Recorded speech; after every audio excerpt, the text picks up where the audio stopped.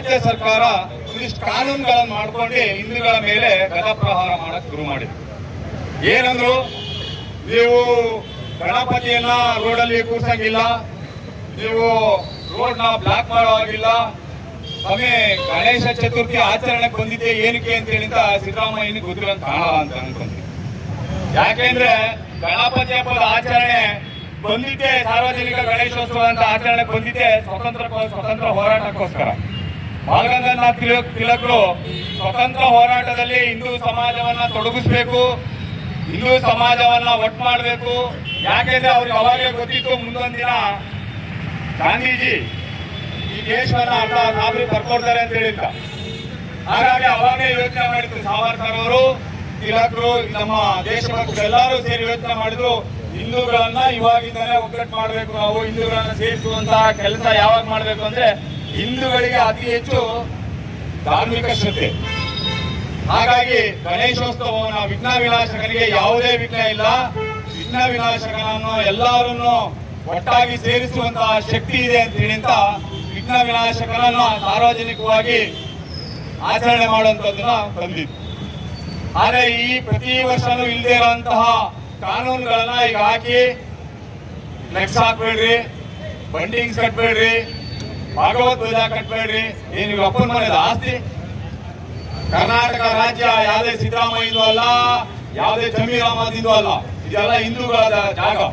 ನಾವು ಆಚರಣೆಯನ್ನ ಏನ್ ಮಾಡ್ತೀವೋ ಅದಕ್ಕೆ ನೀವು ಸಹಕಾರಿಯಾಗಿರೋದಾದ್ರೆ ಇರ್ಬೋದು, ಇಲ್ಲ ಅಂತ ಅಂದ್ರೆ ನಿಮ್ಮ ಮುಂದಿನ ದಿನಗಳಲ್ಲಿ ಹಿಂದೂ ಸಮಾಜ ಇದಕ್ಕೆ ತಕ್ಕನಾದಂತಹ ಉತ್ತರವನ್ನು ಕೊಡೋದು ಯೋಚನೆ ಮಾಡಬೇಕು. ಮದ್ದೂರಿನ ವಿಷಯದಲ್ಲಿ ಗಣಪತಿ ಹಬ್ಬ ಅಲ್ಲಿ ಒಂದು ತಾಯಿ ಹೇಳ್ತಾ ಇದ್ದು, ನಾನು ಅದನ್ನು ಕೇಳಿಸ್ಕೊಂಡಿದ್ದೀನಿ.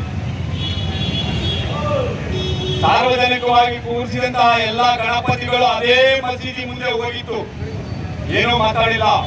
ಈ ಮಿಲಾದ್ ಹಬ್ಬಕ್ಕೆ ಏನೋ ತೊಂದರೆ ಆಗ್ಬಿಡತ್ತೆ ಅಂತೇಳಿ ಅಂತ ಅವ್ರ ಹಬ್ಬ ಮುಗಿಸ್ಕೊಂಡ ಮೇಲೆ ಹೊಡಿಬೋದಂತೆ. ನಮಗೆ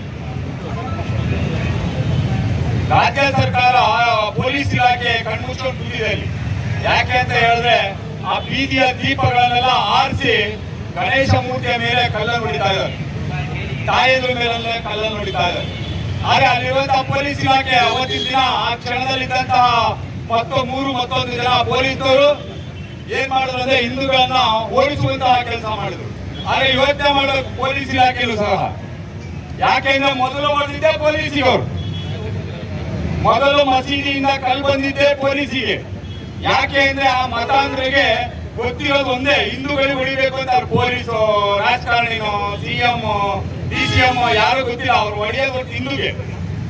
ಪೊಲೀಸ್ ಇಲಾಖೆಯಲ್ಲೂ ಸಮೇತ ಅವತ್ತು ಹಿಂದೂಗಳ ರಕ್ಷಣೆ ಮಾಡಲಿಲ್ಲ. ಅಲ್ಲಿ ಲೈಟ್ ಆಫ್ ಮಾಡಿ ಹೊಡಿತಾರೆ, ಬೀದಿ ಲೈಟ್ ನ ಆಫ್ ಮಾಡಬೇಕು ಅಂತಂದ್ರೆ KEB ಏನ್ ಮಾಡ್ತಾ ಇದ್ರು ಅಲ್ವಾ? ಇದನ್ನೆಲ್ಲ ಯೋಚನೆ ಮಾಡ್ಬೇಕು.